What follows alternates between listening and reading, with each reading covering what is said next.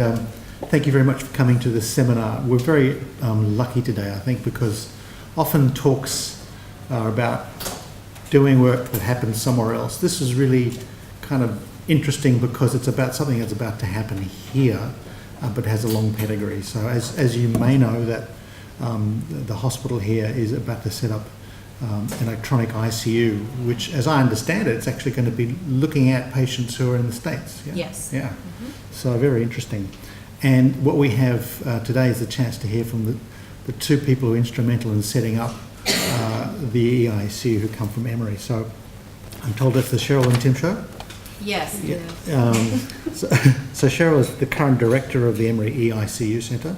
So have all the hands-on experience, pain and joys to explain. And Timothy Buchman, who was the founding director of the Emory Critical Care Centre and also founded the eICU Centre, and also has a tremendously long academic research career in critical care medicine, which I won't go into great detail, but I did notice he also founded the trauma service at Hopkins.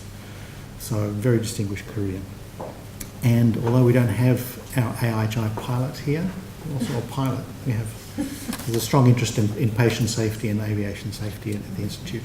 So without much further ado, I'll invite you to explain. Well, good morning. It truly is actually afternoon. I'm already disoriented with space and time. That's true.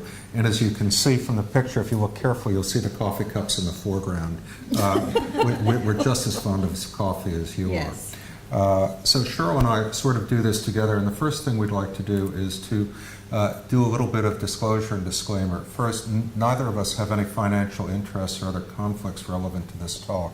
I serve as editor-in-chief of the journal Critical Care Medicine. Emory gets a stipend that doesn't go through me. I'm an advisor to a not-for-profit grant-making organization that also goes to Emory. Neither Emory nor Cheryl nor I receive any financial consideration from Philips, which is the vendor for all the infrastructure that we're doing. And finally, we want you to know that our opinions are personal. They should not be ascribed to Emory, the journal, the societies, our funding agencies, our parents. It just represents our position. So thank you. So this is an Institute of Health Innovation, and I wanted to talk about innovation in critical care. Now, yesterday, Cheryl and Joe took me over to the reception area of your marvelous hospital, and I saw the lovely portrait of your neurosurgeon and the grateful patient.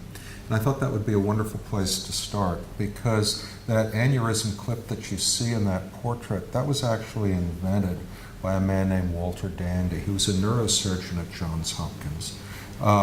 And he also invented really the post-operative recovery unit. Like most surgeons, he occasionally had complications, and understood that the nurses were very good at recognizing these things, but not all the nurses, only those who were involved in theater and so forth. So he said, I'm going to put 3 beds together and have my theater nurses staff those beds. And that was really the first ICU. That happened in 1923. That's the year my father was born. He's 93. He still sees patients. So my message here is that critical care is still a young specialty. And these are mostly to remind me of stories to be told about how innovation has created the discipline of critical care. This idea of cohorting patients is really quite new. And it really took root beyond theater. On a November day in 1942 in the United States, there was a nightclub, the Coconut Grove nightclub, and there was an American football game. I can't call it football here, but you know, between 2 colleges, Boston and Holy Cross, and there was a celebration at the nightclub, and there were hundreds of people inside drinking and dancing and so forth. And unfortunately, there was a fire. It's a whole separate story, and I won't dwell on it. But there were 400 who died, more or less, in the nightclub, and there were around 39 survivors, and they were taken mostly to the Massachusetts General Hospital. Now, imagine a mass casualty situation before trauma care was a specialty, before there were ICUs, but in the space of 3 hours, they all of a sudden had more than 36 victims. And literally on the spot, they had to develop the notion of an intensive care ward and team care. One group would do intake, one group would do dressings, one group would do debridements and so forth. These were doctors and nurses working together in ways that had not yet been imagined. And the outcomes were such that if you didn't die within the first 30 minutes of arrival, you survived at least a week. It was an enormous testament to what would happen if the responsibilities of intensive care were suddenly redistributed. That actually made its way into the theaters of war, Second World War, and it founded a transition for military medicine as well. The next innovation that went on had to do with civilian issues, the poliomyelitis epidemics that swept through the world in the 20th century. Of course, the development of the iron lungs predated the Second World War. But what happened post-war in the late 40s, early 50s, was that poliomyelitis had a huge resurgence. And in fact, in Scandinavia, Copenhagen, the Blegdam Hospital in 1952, they saw more than 3,000 children with poliomyelitis. And unfortunately, they had one iron lung. And kids were dying. The mortality of respiratory polio was 85–90%. So an anesthesiologist said, well, let's cut a hole in the neck, put a tube in there, get a soda lime canister, but they had no mechanical ventilators because they hadn't been invented. So the ventilator was a team of 250 nurses and 300 medical students bagging 75 children. And if somebody fell asleep, the child died. That led to the invention of the mechanical ventilator as we know it today, perhaps the signature device in intensive care. Next round of innovations came as cardiac disease emerged as a worldwide killer.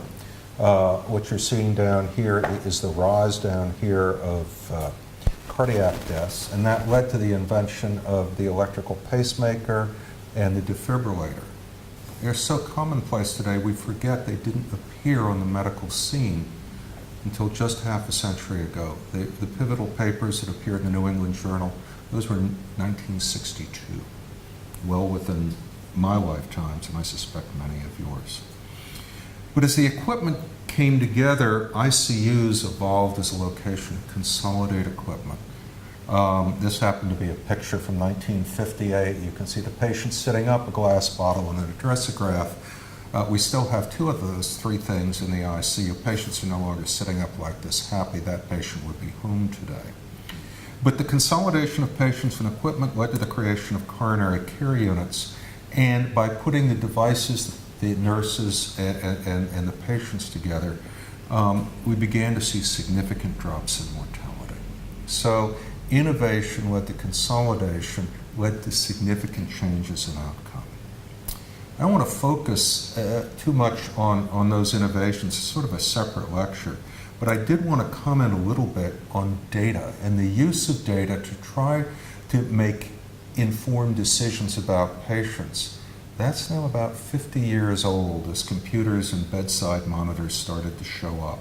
This is a paper from Herb Shubin and Hal Weil, published in September of 1966 in the Annals of Internal Medicine. And although some of the term, nobody knows what a card punch is, unless you're of a certain age and grew up with Hallworth cards and so on.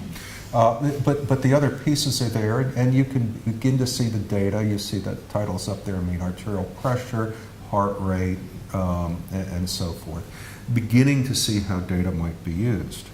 I'm sure all of you have been in an emergency department. You've seen the Philips monitors around in the ICUs. The modern bedside monitor was really a bit of an accident in terms of its design. You can see early oscilloscopes showing up there, but what you have with monitors with numerics and pressure tracings and so forth, that really sprang from Hal Weil's mind, and every time you look at a monitor today, you're looking at his legacy. So how did informatics begin to come into the ICU? This is a page from the mid-1980s on healthcare informatics, the business magazine for information and communication systems, and you started to see computers appearing at the bedside collecting data. There were a number of competitors in the marketplace, very few of whom have survived. But what they did basically, and these are frames from sort of the late 1980s, they took the bedside chart and basically created an electronic version. That's all they did. Now, if you squint a little bit, you'll see that looks like a spreadsheet, and in fact, it might remind you of an accounting program that your accountant might use preparing your taxes. In fact, that's exactly the platform they were founded on. These were no more than accounting tools. But over the next 20 years, we started to learn the value of transforming this kind of mishmash into visual displays. This is uninterpretable except by the person who wrote it. This, if I tell you it's a display of intake and output, you'll probably get the idea pretty quickly. And this is a very simple sort of visual display. Everything here above the line is intake, below the line is the yellow urine output, the net I&O is shown in the smaller rectangles, and you very quickly can begin to interpret the data being transformed into information about which you can take action. This is really quite recent. Now let me switch gears for a moment from the data side to the communication side. Everybody here has a smartphone, I'm sure, with cameras and video, and you use, either FaceTime or Skype or one of these communication devices. Let me take you back to the beginning of person-to-person communication. Now, I'm old. I don't remember this. I'm almost as old. This is 1964. I grew up in New York City, and there was a World's Fair there, and this was displayed. This was a picture telephone. One could talk to somebody on a receiver and see one another, okay? Now, I'll be happy to, you don't even have to, I'll be happy to send you the talk. Yeah. So I'll be happy to send you the He's talk. like, I have to have this. You'll PDF, PowerPoint, whatever you'd like. Just ask me, I'll be happy to do it. So, He just wants the picture. you want the picture? Right, that's when I had hair. No, if you were to take that technology today and make a call from here on the east coast of Australia to the west coast of Australia, in current Australian dollars for 3 minutes would cost you 300 Australian dollars. That's roughly what the cost was in those days. But pretty clear why this did not catch on terribly much. It was an idea whose time had not yet come. But within the next 10 years, you started to see miniaturization of video that could be used for closed-circuit television. This particular Sony camera is about a 1974 model, big, bulky, had to live on a tripod.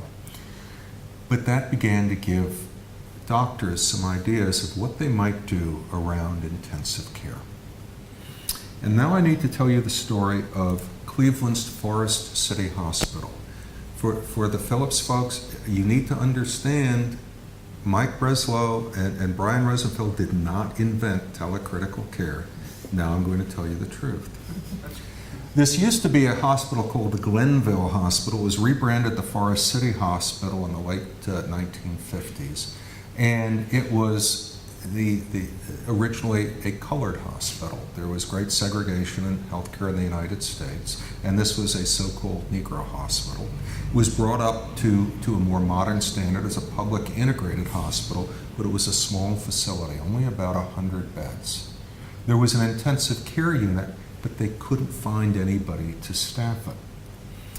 So down the street was Case Western Reserve University, and an anesthesiologist named Betty Lou Grundy, who's still alive incidentally, decided that she would do an experiment in healthcare delivery. And what I've outlined here in red is basically the raison d'etre of the experiment because of the scarcity and maldistribution of critical care physicians, of intensivists. Physicians who specialize in critical care medicine in the USA, there are significant problems with delivery of critical care services. That statement is as true today as it was when it was written in 1977. This is what the operation looked like. You can see a massive camera over there. The clinician at the patient bedside had a little 9-inch monochrome monitor back at the central station, Cheryl, what we would call the core today, it was a 19-inch color monitor, but there were no data. The only thing that could be done in this system was a conversation between a clinician at the bedside in Forest City Hospital and a doctor sitting in the central station. Well, that didn't work so well. The conclusion from the first paper was that technical innovations can free us from limitations of time and space only when we develop innovative professional administrative patterns of use. That translates into the following. You're at the other end of a TV screen, you don't know my patient, I'm not really interested in what you have to say. Now, there was a big social problem to overcome, and in fact, when they issued the final report on the Cleveland experiment, and I put the conclusion up here, patients who, Forest City Hospital closed, it was economically non-viable. Those patients are now going to larger institutions, relatively complete acute care facilities. Thus, closing small hospital may represent one solution for problems stemming from scarcity and maldistribution of critical care services. However, by using telemedicine for consultation and triage, transporting those patients who require the services of a large institution, the small institution, the small hospital, might serve community needs in a cost-effective way as part of a larger system. That was written in 1982. That's what we're still seeing today. What happened? Johns Hopkins is a large healthcare system in Baltimore. I had the privilege of training there, and I was actually a faculty member there and co-director of the intensive care unit there in 1991, where the powers above me, and this is sort of 3 or 4 layers above me, said, you know, we're going to put this MTech system, one of those bedside EMR systems, into your ICU. Really? Yes. Okay, we'll do it. So we learned over the course of the next several years how to use these, and they were originally accounting systems. They barely brought laboratory information, and most of it was simply a replacement of the bedside chart. But this bedside chart could be seen anywhere there was an internet connection. Now, internet connections at the time were relatively sparse, relatively slow. You had serial ports and 9600 baud modems, but it was good enough to move the data from one place to another. My co-director in that SICU was a man named Michael Breslow. We had a fellow named Brian Rosenfeld. And they said, you know, we see the future of critical care. And the future of critical care involved taking those data and putting them in front of a remote clinician and also making that audio-visual connection. They tried an experiment. Hopkins has a main hospital where you have the dome, but it also had authority over what used to be called the Baltimore City Hospital, once again a public hospital with relatively acute patients, not much money. And they said, well, we're going to try providing that intensive care at a distance. There won't be any doctors in that unit. We'll just put nurses there and have the conversations remotely. It's a bit ironic because that was the very unit, 1956, that Peter Safar initially said we have to have doctors and nurses in an ICU was the beginning of a consolidated delivery system.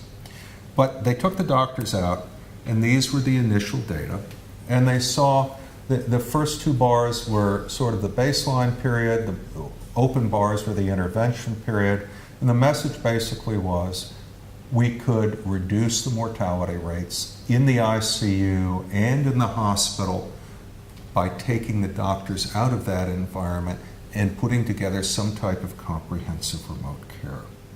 It was a transformational paper for 2 reasons. First, it was really the first demonstration that you could take high-resolution audio-visual and data, bring those together and make an outcome improvement. And second, it attracted external funding. People said, there might be some money around this. ICUSA, the name was trademarked, it was rebranded VisiQ, and within a couple of years, you started seeing things like this in the finance magazines. This is Forbes, which is sort of one of the international money magazines. That's Brian and Mike over there. And the conversation was, this is fantastic. They are part of the new E-gang. This is 2002. By 2004, they had obtained a patent. There were patent fights that would come, and interest continued to grow, and they decided to take the thing public. This is same magazine, Forbes. This is now 2006, 4 years later. Forbes is saying, we're not sure if this is a good idea, but of course, this was the era of the tech bubble. And people said, we're going to buy this. The IPO initial offering was at $16. By the end of the day, it was up to $24. The race was on. It was also an era that large companies like Philips said, what can we invest in? And in January 2008, just before the global financial collapse, Philips decided to buy the company, which is why the conversation today is about the Philips eICU program.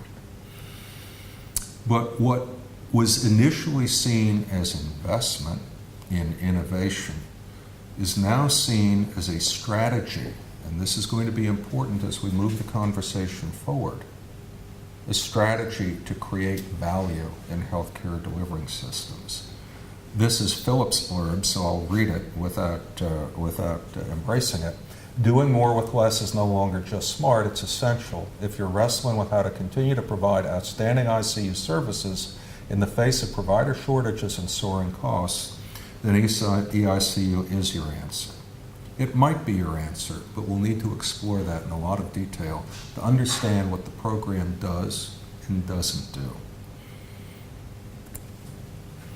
This is one of my favorite quotes. Sir Roger Bone, the person who invented the concept of SIRS, now deceased of a renal cancer, wrote, "We should spend more time learning how to achieve an accurate diagnosis and less time searching for a magic bullet."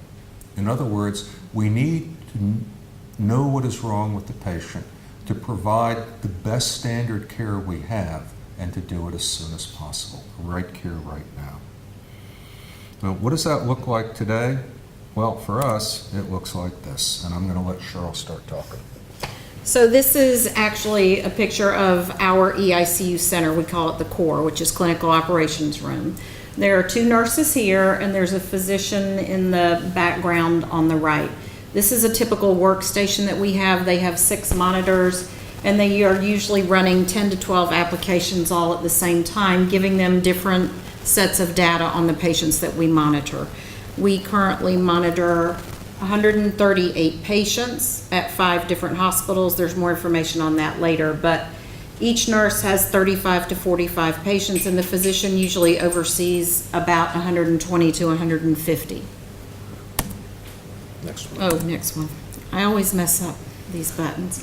So, why, what, and how eICU works. The why is pretty obvious. In 1960-ish, you had a critical care patient in the room, and you had several clinicians at the bed almost all the time taking care of the patient.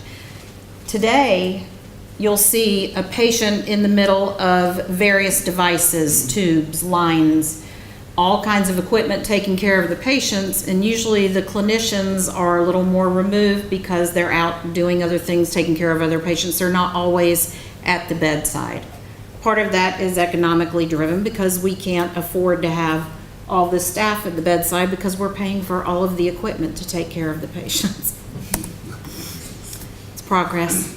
So here are some of the maldistribution problems that we have in the U.S.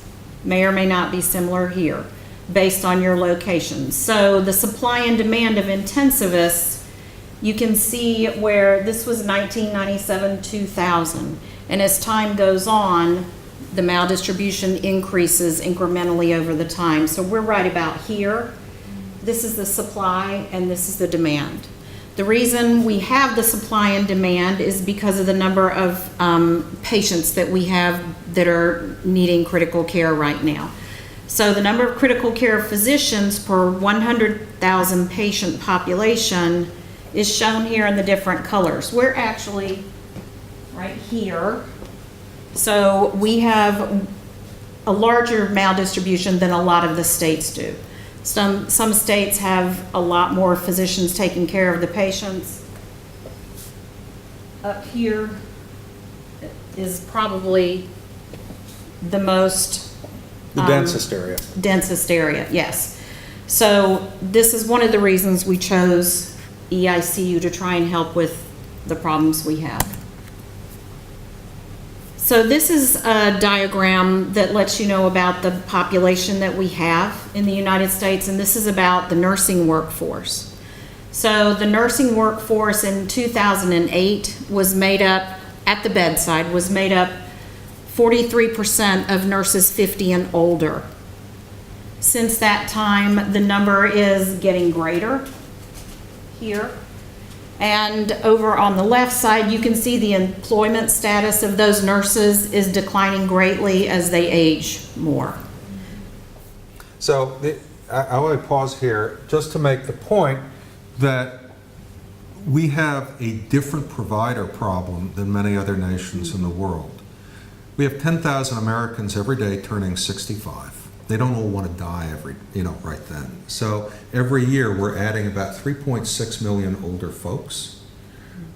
We don't have the doctors and we don't have the nurses to care for them. So it made it clear there was a need for a new strategy. And this is the second publication to come out of the eICU group looking at the effect of a multiple site ICU telemedicine program on both clinical and economic programs. And as early as 2004, you began to see what the architecture was going to look like. You see in each of the ICUs, there's a nurse's station, patient rooms, this eICU facility, what we call the core, again, the video conferencing going on. But you see that there are specific application softwares, real-time vital signs being transmitted to the core, an extensive backbone, and various tools, which of course have evolved over time. Importantly on this diagram,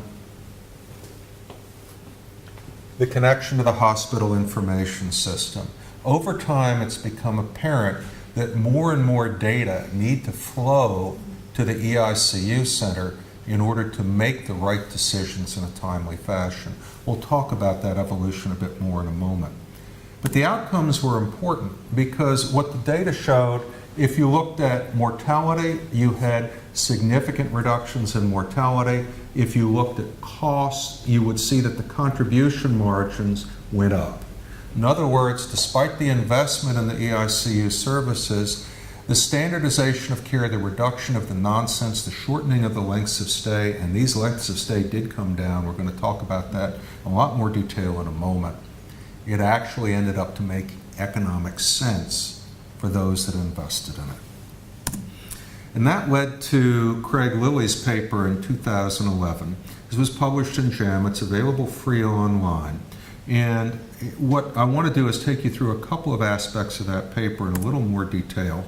This is a very useful slide because it talks about what happened pre-intervention before the eICU went into place and the things that go into place once eICU is installed. Now, anyone who works in an intensive care unit environment knows that we have monitor alarms at the bedside going ding, ding, ding. There are daily goal sheets that are written up. And if somebody needs a physician, you pick up a telephone, you call, the physician decides if he or she is going to come to the bedside. Once you install eICU systems, you get a number of additional resources. The trend alerts, and we'll show you some of that, become very important, as do the abnormal laboratory value alerts. You can keep track of the responses to those alerts, and with all of that, you can create very robust team rounding that doesn't necessarily have to be at the bedside. There are goals, but it's not enough to set goals. You actually have to look at non-adherence so you can report that back and change. We'll show you some data around that. There's real-time auditing by nurse managers, teams, and whatever. Finally, and this may be the most important tool, at the workstation, both the intensive care physician and intensive care nurse can review the entire case. We can see the EMR, the images, we can do interactive audio and video. We can talk to all team members at the bedside, and we have a unique view on how the patient is responding to the interventions that we're making. Now, when Craig did his study, the reports were very clear, and you'll see a consistency here. The mortality rate, both in the hospital and the ICU, fell significantly. Length of stay in the hospital and the ICU also fell significantly. Better outcomes, more efficient care. There are also significant improvements in the processes of care. And we'll show you some of our data as time goes on. But stress ulcer prophylaxis against deep venous thrombosis, doing the best practices in terms of ventilation, getting people extubated, changes in outcomes that you might not think would be related, but acute kidney injuries fall, CLABSIs fell, lots of things fell in association with the eICU introduction. And you started to see additional outcomes reports. This is 2012 from Willamich from the Florida group. These, I think, are pretty telling. Before they put eICU in, lengths of stay were about 4.35 days. You can see the progressive fall years into intervention. That's for the ICU, that's for the hospital. The hospital days are falling off directly as a result of the ICU days falling off. And when they looked at their mortality, this is change in hospital mortality over time. Baseline 1, 2, and 3 years post, you can see their relative mortalities declined as well. So that gives you some spotty information as to what happened in the United States. Let me take you to the overview. This was published in 2014 by Jeremy Kahn. Jack was actually in Australia. I don't know if you had a chance to hear him when he was on his year-long sabbatical here. But this is what happened in the United States. Very rapid acquisition. They started in 2003 with about 1% of the beds in the United States. By about 2011, 1 out of 12 beds in the United States were covered by eICU. You can see the hospital adoption, about 4.5%. The map really tells the story about the growth of the implementation. And what did it do? Well, naturally, anytime you introduce new technology, you have the advocates and the detractors. The benefits were debated. This is a systematic review and typical meta-analysis. This was published in 2012. I think it's one that's still worth reading. It's a little bit out of date, but the basic messages haven't changed. I'm showing you here the ICU mortality and the hospital mortality.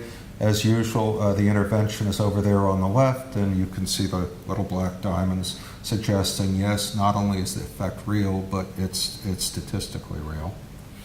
It turns out the more effort you invest, the greater the reliability of the inference.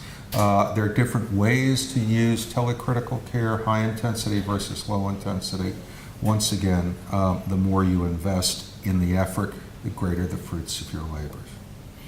So the benefits, although they're debated, people tend to agree, improves mortality, shortens length of stay.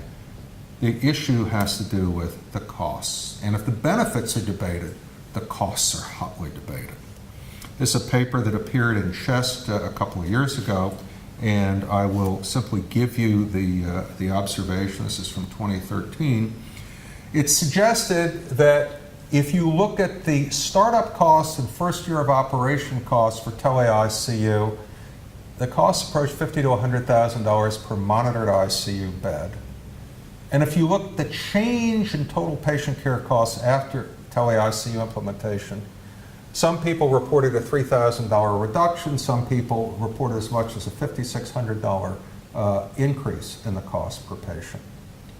Even if you looked at a different person doing the analysis, again, the cost for implementation first year of operation was still suggested to be $70,000 to $87,000 per US bed.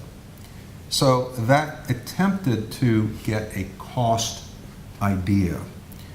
But of course, that was based on sparse data, not economic modeling.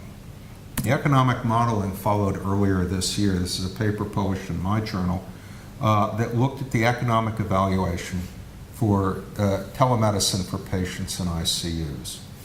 And the data came up the following. They did a lot of simulation and said, what are the things that lead to cost savings versus additional costs? And the base cost-effective analysis estimated telemedicine in the ICU to extend 0.011 QALYs with an incremental cost of $516 per patient, compared with the ICU without telemedicine. And basically, the cost per quality adjusted life year was typical of advanced therapies, about $45,000. But here's the thing at the bottom. Cost saving is also feasible regardless of the quality calculation. If the per patient per hospital stay operational costs and physician costs were less than $422 and less than $155 US. That total 422 plus 155 comes to 577. Even if there's no downstream cost savings, even if we do nothing else, just the little things about getting the tests sorted and so forth and so on, if we can keep our costs below 577 per patient, it's a win. Now, currently our costs are 643 per patient. We still improve outcomes, and Cheryl will talk about that in a moment. But it begins to speak to why volume matters in eICU. Small eICU efforts do not survive. Our staffing is based, as Cheryl mentioned, on patient ratios, and this creates fixed costs. You can't slice the doctor in that many pieces. A nurse taking care of 40 patients is more cost efficient than a nurse taking care of 10 patients. And it turns out, from where we are today, all we have to do is pick up 12 additional beds. Our costs would drop to $500 per patient, which is one of the reasons why we look for new business, because that is the difference for us between investment and actually generating a return. I don't want to take time on this because we're going to run out of time. What I do want to do is talk a little bit, and I'm going to let Cheryl talk about what the picture is in Georgia and nationally. So in the United States, Tim, he took my line. 10,000 people every day are turning 65, so we have an aging population, and with an aging population, the older people get, the more care they require, and a lot of that is critical care. So you'll note here, the 64 and younger has increased minimally since 2010, but for the 65 and older crowd, it's increased dramatically since then, and it's going to do so for the next 15 years. So we don't anticipate that changing. End-of-life care also increases with the aging, and you have 2005 versus 2000 here. Mechanical ventilator days, hospital days, ICU days in the last 30 days of life and in the last 90 days of life. And then 2009 versus 2000, you can see there's a very large increase. So the problem here is that center panel is on a per patient basis. This is the growth in the old people. You multiply those two things together, demand is insatiable. And on the left, we have practicing intensivists, 2,500, with the projection based on the aging population and the end-of-life care that'll be needed. There's an estimated 25 to 35,000 needed for 24/7 coverage. So the patients always have a physician who's there and available to them. So we have the 5-year estimated growth rate by age group. And you'll notice here. So we live here, we live right in the center of the blue target. We're the little square there. So the population here, again, you'll note that the 65 and older patients are in red, and the other age demographics are in the other colors. So you'll see that the red supply is increasing dramatically more than the other age groups. And you have the same thing over here. And critical care MDs per 100,000 population, if you look at the 85 and older, the need is much higher. It's 9.44 as opposed to the 44 to 64 age group, which is 1.48. So when people get older and they have comorbidities and a lot of organ failure going on, they require a lot more care, basically. So we decided that we needed to do something about this. There just weren't enough people to do things. So we said we wanted to do 2 innovations and pull them together. We're going to tell you a little bit, tiny little bit, about the use of non-physician providers in critical care. And we'll talk a little bit about what the effect is of our tele-ICU support. But by putting non-physician providers, that's nurse practitioners and physician assistants, together with eICU, we have a way of managing much larger populations. We actually applied for a grant and got it. This is from the White House. We got a grant to make this investment. That's what's driven it. I'm not going to spend a lot of time, because we're going to run out of time, on how we train NPs and PAs in critical care, but simply tell you that we do have an NP-PA residency. It's a 9-month proposition that includes simulations, classroom work, bedside care, standard modules, and so forth. It's become a very popular career in the United States. This is where we launched the residency. We've interviewed over 100 people for the positions, all of whom were qualified. We've matriculated almost 40. We've graduated more than 30 at this point. And this is what our care model looks like at the moment, with a critical care nurse at the bedside, an advanced practice provider, and then the attending has a supporting role in the back. What do these advanced practice providers do? If you were to need a ventriculostomy, if you were to come to our ICU and need a hole drilled in your skull and a catheter placed into the ventricle of your brain, it would be done by a nurse practitioner. People in this program, they work right up to the limits of their license, and they do so very effectively. Is it safe? This is not my review. This is Bruce Cairns' review from a couple of years ago. I'm not going to ask you to read all the things on here. I'll simply tell you that the use of advanced practice providers in critical care can be done safely and effectively, especially when you have tele-ICU experienced personnel to support them on an around-the-clock basis. Again, this is a picture of our eICU in a typical work desk. The picture on the left is one of the alerting systems that is part of the Philips software that we use for this program. It's trending information. It's a 6-hour window of what's happening with the patient, and you can see that sorry, I'll try and be loud. You can see changes happening over here. And it's something that we see because of the algorithms that were developed, and they send us different alerts than the nurses at the bedside have, and they may not be aware of it. And what we do is we detect anomalies, we track them, we classify them, we try to project where they're going and what's going to happen. Then we make decisions using the decision support in the program also. We assign an intervention. Either we take action to make an intervention, or we assign it to someone at the bedside to take action. And then we evaluate the outcome. What we're seeking is to provide better health, better care, and lower costs for the patients. And that's what the eICU program at Emory was designed to do. Again, this is another picture of our unit. And we have nurses, they're all critical care nurses who have at least 5 years experience in an ICU. They operate 24 hours a day, 7 days a week. They are looking at surveillance monitoring. So they're catching when something is abnormal, there's an anomaly happening, and then they're notifying the staff at the bedside, hey, I see something going on with your patient. Sometimes they know, sometimes they don't. It just depends on the acuity of the patient, how busy they are, et cetera, et cetera. We have different interfaces that are built, and it takes information from the medical record, from the bedside monitor, from the ADT system, and it feeds it into our system, and that's where the alerts that we have are developed.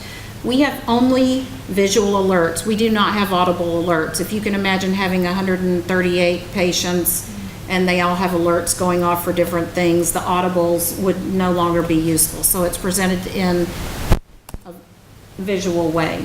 Since we began monitoring patients in March of 2013, this is actually a couple months old. We're probably up to about 60,000 patients now that we have monitored.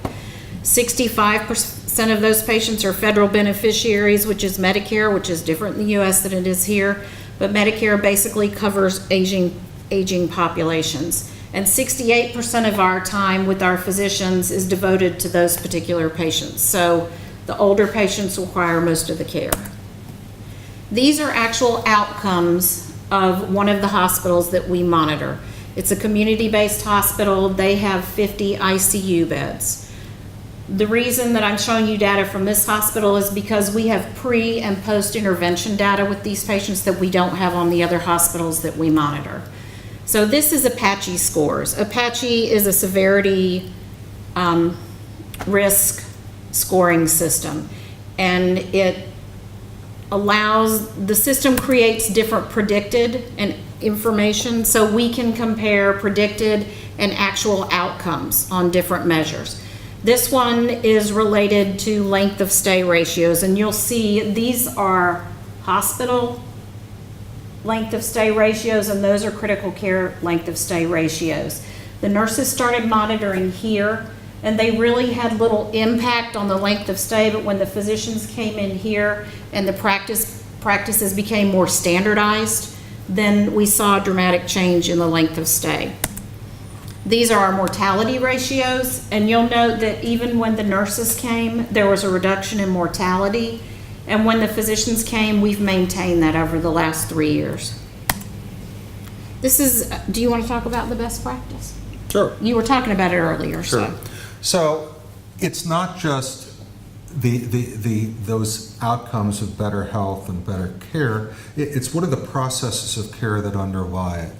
The truth of the matter is that I've been an ICU medical director in 3 different institutions, about 6 ICUs over time, and I always think I'm doing a good job. The problem is my eyes and ears aren't there around the clock.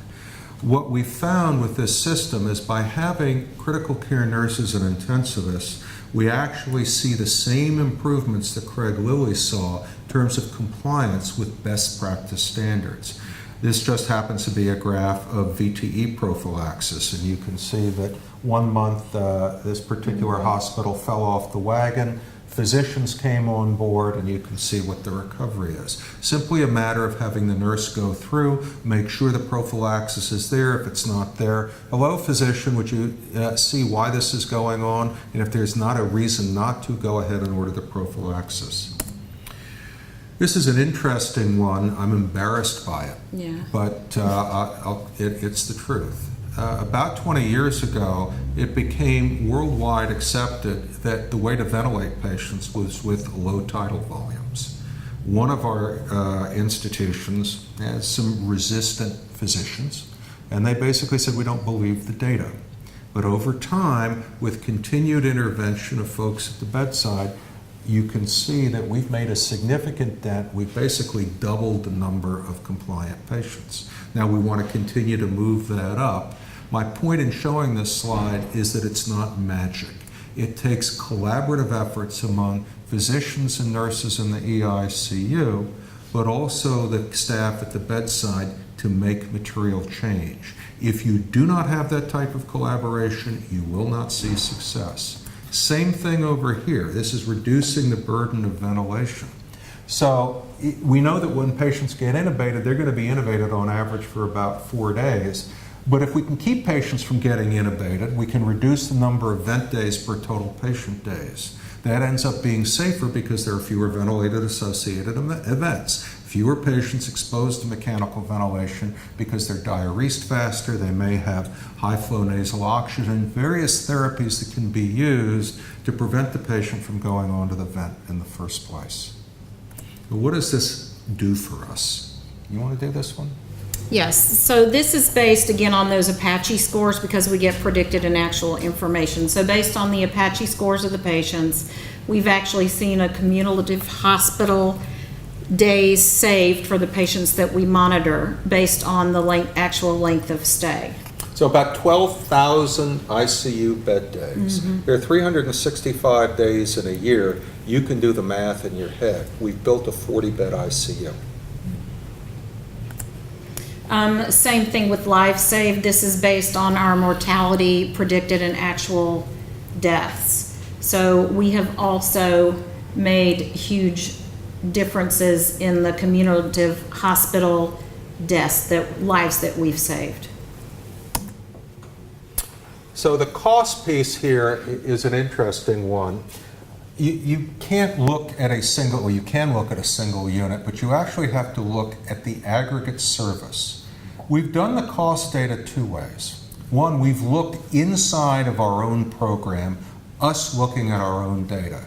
And when you have the investigators looking at their own data, you should be suspect.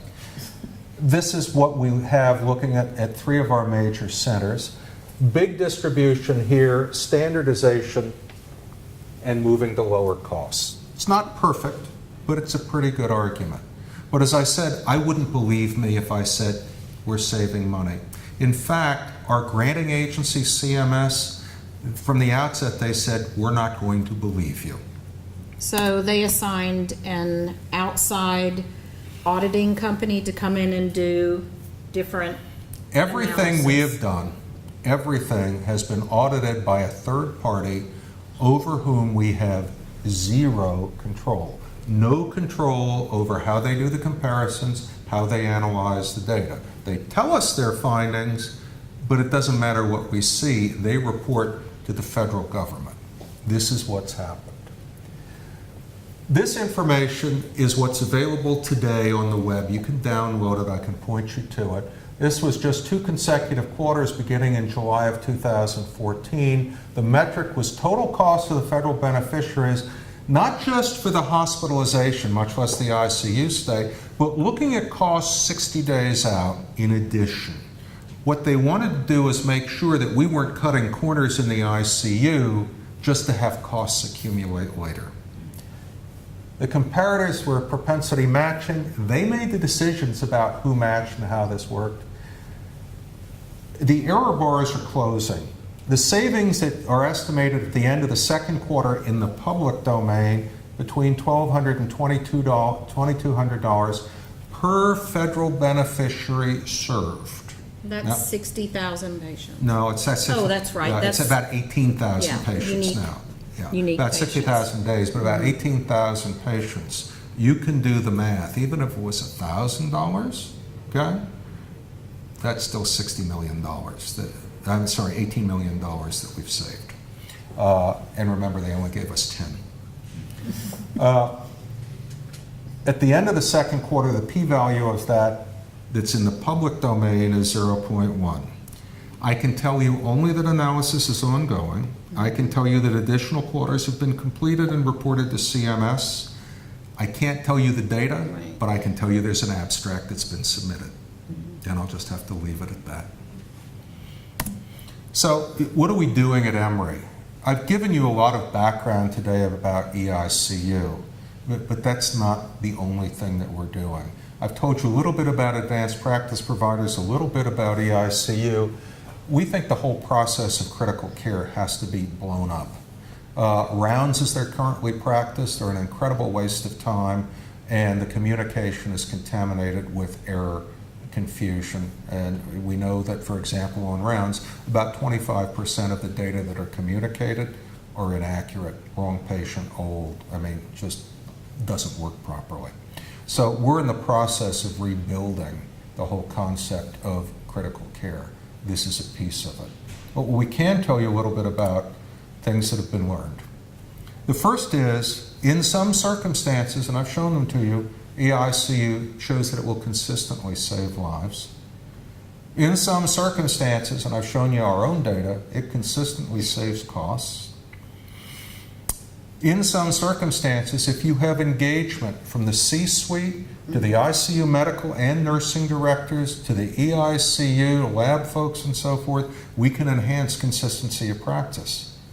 And we know we can support local teams when the numbers and experience of bedside personnel, and we just don't have enough, and we don't have enough experience, they're overwhelmed by complexity or acuity or volume. You know, graduate nurse takes 2 years to become comfortable at the bedside of an ICU patient. Saturday night, you've got a lot of graduate nurses, but Cheryl's nurses that I work with have an average of 20 years bedside experience. So they can really provide support to folks at the bedside who are seeing things they're not used to seeing.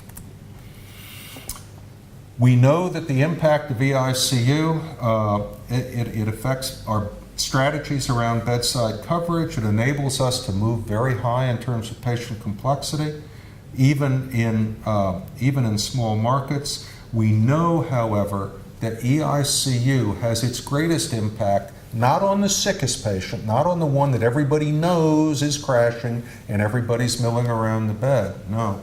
The big effects where we actually save costs and lives are in the low acuity patients, the ones that nobody thinks are going to get sick, but if they do, when they get sick and it's not recognized, costs skyrocket. We don't know completely what the influence is of the local culture on eICU effectiveness. Cheryl will tell you that every time she goes into a new unit, she's going into a brand new environment with its own culture, its own expectations, its own beliefs. And we have to adjust their expectations, our service delivery, to get the best match.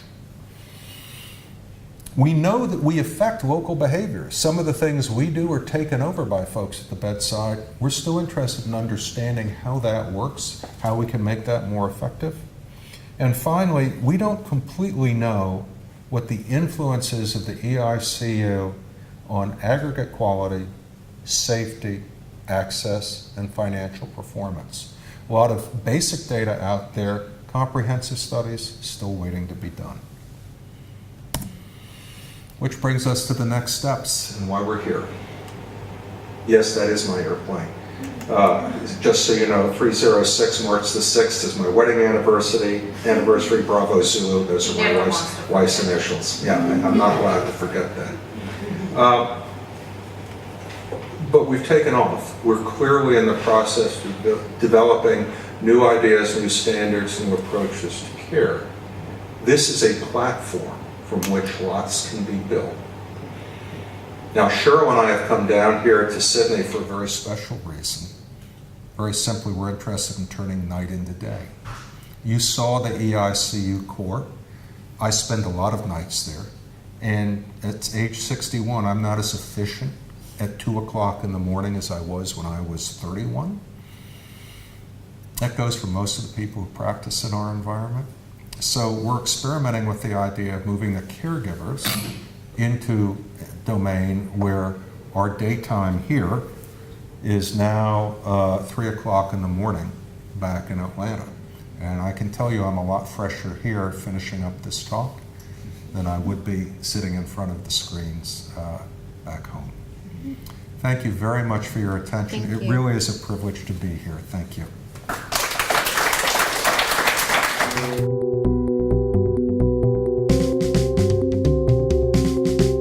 My answer now has nothing to do with Phillips and everything to do with Emory University. And I'm going to be happy to send you a copy of the white paper that we did about 2 years ago, looking at our palette of teleservices. We do a variety of them. Some of the most successful ones have been telestroke and teleneurology. Store and forward technology around dermatology has been very useful. It takes 15 minutes for a physician assistant or a nurse practitioner to get a history and expose a lesion and photograph it. It takes about 15 seconds for an experienced dermatologist to look at that story and decide whether or not it needs to be biopsied. There are other initiatives that we're developing around telehealth. Again, I don't want to try to recite them from memory, but suffice it to say, we have the privilege of being in an environment which believes that telehealth is key to effective and cost-effective delivery of medical services going forward. Quite candidly, with that aging population, to get mom into a doctor's office in downtown Atlanta requires the son or daughter to take 3/4 of a day to get to mom, pile her into the car, endure bad traffic, lousy parking, and confusing signs to get 5 minutes with a physician. Most of the time, the physician, you're going to see this because the physician's typing into a screen. That's not an effective way to deliver care moving forward. And we believe that the use of new sorts of teleservices built on the type of platform that we're privileged to have from Philips actually represents the wave of the future.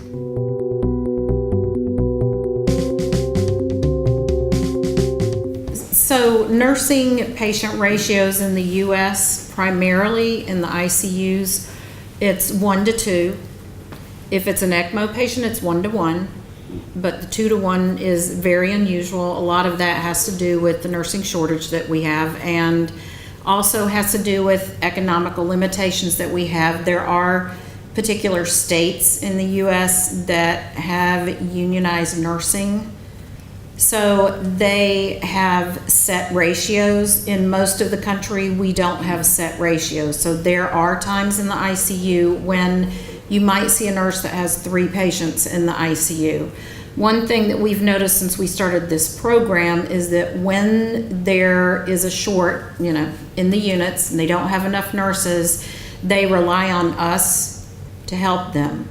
If they have a patient that they're concerned about and they're worried about their vital signs, their blood pressure dropping, they're on vasopressors, they'll call us and say, we're really short tonight, we need an extra pair of eyes, would you please keep an extra eye out on this patient?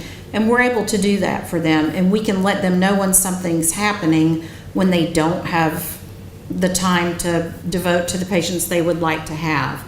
Whether or not those ratios lead to worse or better outcomes, I can't really speak to that because I started in critical care in 1991, and then it was a 2 to 1, 1 to 1 always. There was never 3 or 4 to 1. I don't know that I can say there's a huge change in the patient outcomes and that there's higher mortality rates related to that. I know there are studies that have been done. Some prove it, some don't. So, but that's basically the way it is right now. Let me amplify one other aspect in response to your question about patients and families. Our patients and our families get to know us on the screen. In fact, you'd be surprised, I think quite pleasantly surprised, at the dynamics we have with patients and families who we're seeing for more than a day or two. Our names pop up on the screen and they say, hi Dr. Buchman, and so forth. But was shocking even to me was the following. I'd been there about a month, and there was a situation where a family gathered at 11 o'clock at night, and a goals of care conference needed to be held, and the attending physician was 20 miles away at home and was simply not going to be able to get in. I mean, they just left and gone home, but the family had gathered. So I conducted through the video screen, with the headset on, and conversation about redirecting the goals of care from cure to comfort only. It was the first one. I personally have done 39 so far through the screen. The engagement that you have through the high resolution audio video is so good that in fact patients and families in some ways engage more because they know you're looking at them. You have nothing else in that slice of time except focus on their needs. I would have bet against that. We've also found that there's always, as a critical care nurse, I know this, there's always the family member for many patients who, I'm not leaving, I'm not going home, I need to be here, I need to make sure everything is done, that there's always someone paying attention. And we have found that this particular program allows those people to be comfortable. They know that there's someone else there. If the nurse is busy in the unit, they know there's someone else keeping an eye on them. And those patients those family members will go home. It gives them a comfort level. And the patients, it's interesting because I was asked, well, what do you do if a patient doesn't want the camera turned on? And we just have not found that to be true. The patients welcome the fact that someone else is looking and someone else is keeping track of them and knows if they're in trouble or if they need something. So that part of it was a little surprising. The patients really like it. And the patients we have at the rural hospital about 200 miles away, I'm sorry, I can't convert, they actually were very excited about the fact that they had Emory physicians watching them and taking care of them, because that means something to them. They associate that name with quality care and good outcomes. Yeah, we're actually going to be delivering this care from the next building. From T75. So, you'll be, once we stand it up, we welcome you coming over, seeing what we do, watching what we do, studying what we do. It's part of a collaboration, and you're part of that collaboration.